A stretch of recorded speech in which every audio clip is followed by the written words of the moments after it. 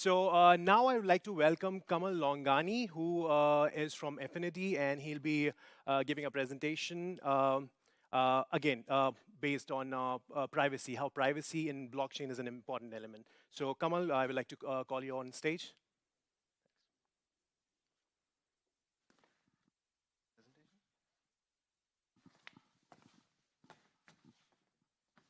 Hello, welcome everyone. So today I'll be speaking about data silos and digital privacy and how those are interlinked. I want to start with a story. There's this movie called Lipstick Under My Burqa. Uh, I don't know if anyone has heard of it. Have you? You? Okay, one person knows about the movie. This is a Bollywood movie which won 11 international film festivals awards. So the movie is about the struggles of a woman in a typical patriarchal Indian society. And I want to start with the story because it's sort of related to how we think about privacy today, right? So the movie follows the three protagonists. One of them is Rehana, and her story is that she is a Muslim woman in a conservative family who is deprived of many opportunities to work and be free for to do what she wants, basically. And she's a daughter. She's a daughter of conservative parents. She's a college student, and she is a singer.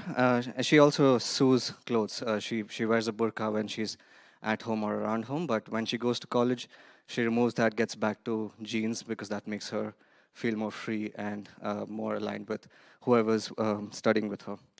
And then she's also a girlfriend, and she joins a rock band because she's interested in singing.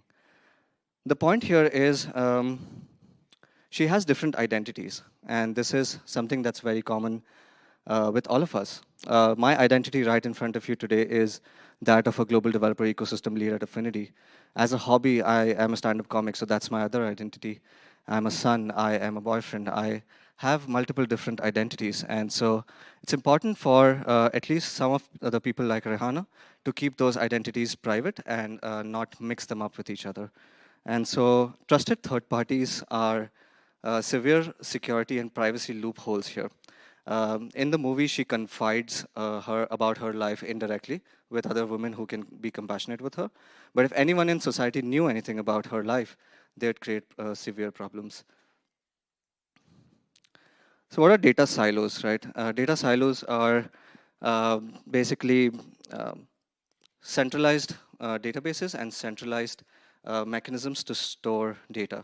So let's say my data is stored, my data about my social networks is stored on Facebook's and Twitter's servers. And as we saw, the outage that happened a couple of days ago, this severely restricts my ability to access my own data. Um, so the point here, there's two kinds of data. There's data that is um, probably not very trustworthy. So if let's say if you claim something to be true about me, and if you trust that person, then you probably trust me. But a lot of people might not trust this person because they don't know who this person is, and so that's not trusted data. But what is trusted data is data that is issued to be by public authorities, like, such as governments, such as different businesses and institutions, HRs, employers, and health institutions, for example. So trusted data has leverage, right? It can be useful to gain financial incentives for the person who holds that data. And most of the trusted data today is not captured. It is not stored at all. Good example being if you go to Netto, which is a supermarket chain here in Berlin, you probably go there very often, once or twice a week. And one of these days you forget your credit card or money, you can't buy things because they don't know who you are. But they actually know who you are.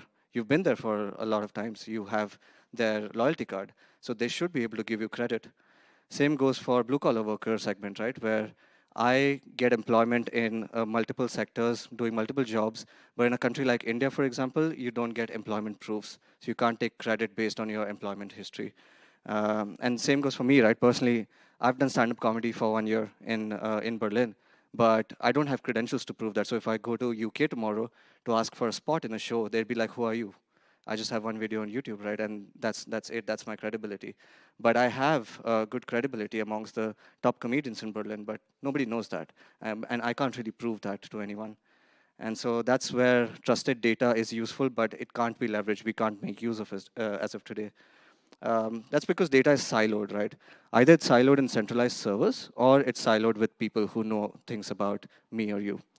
And hence, when your data is siloed, by default, it's not private, because at the end of the day, if there's a leak in Aadhaar server, Aadhaar is an identity provider in India, or if there's a leak in Facebook servers, my data is not my data anymore. It can be shared with people that I don't want it to be shared with. And think about Rihanna, right?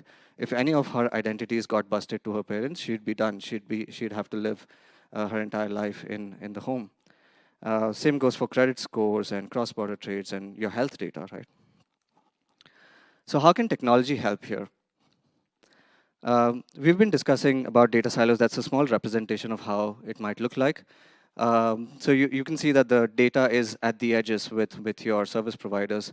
And the new world that's being imagined with the Web3 and decentralized identity paradigm is a world where you have all the data, right? As a holder, you are at the center and the services are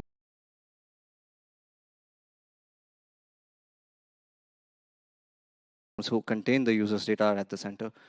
And so the point with the future of data is having a decentralized way to store data so that holders have those credentials within themselves. And different authorities can claim things to be true about you. Cryptography can enable a lot of this. Blockchain can enable some of this. It's another good example of a little comic strip that my team came up with. It follows the story of a little boy who talks to his parents, and the parents want to know the results, and the child ends up explaining few things about selective disclosures and privacy to his parents. And this is what selective disclosure is about. I have this credential issued to me by a certain organization called Affinity. I want to share it with another company who I want to get job with. And I can choose to share which data I want to share and which data I don't want to share. I don't think my birth date is relevant for me to find my next job, but probably the event that I participated in that gave me the credential is relevant for me to share. Just a quick example of how a UX can look like for a feature like selective disclosure that can be enabled by cryptography behind the scenes. Don't want to get into too much technical detail here, but happy to share later. So getting back to Rihanna, right? We followed the story of a protagonist who was living in an oppressed society. How can her life become better? And by the means of her, how can our lives become better with more, breaking the silos and keeping data more private?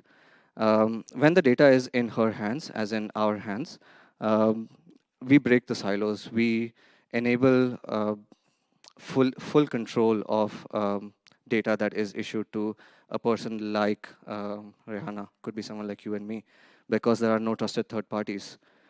Zero knowledge proofs is another very interesting idea that's been floating around, and the first implementations are coming in from companies like Microsoft and Affinity, is where I get to go to a supermarket, for example, and buy beer without having to show my ID.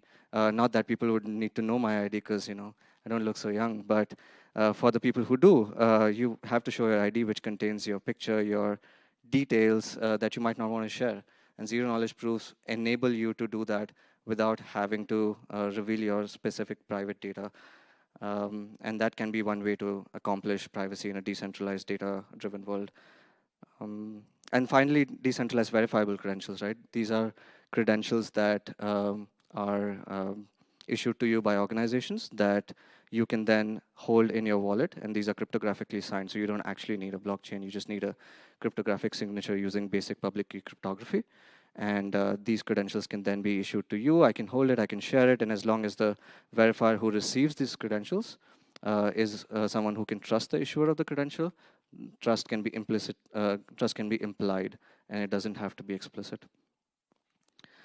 You can learn more about this. I won't go into too much detail due to restrictions of time, but happy to have a chat with you later as well. academy.affinity.com is a blog from our company which explains you some of these basic concepts, including but not limited to privacy.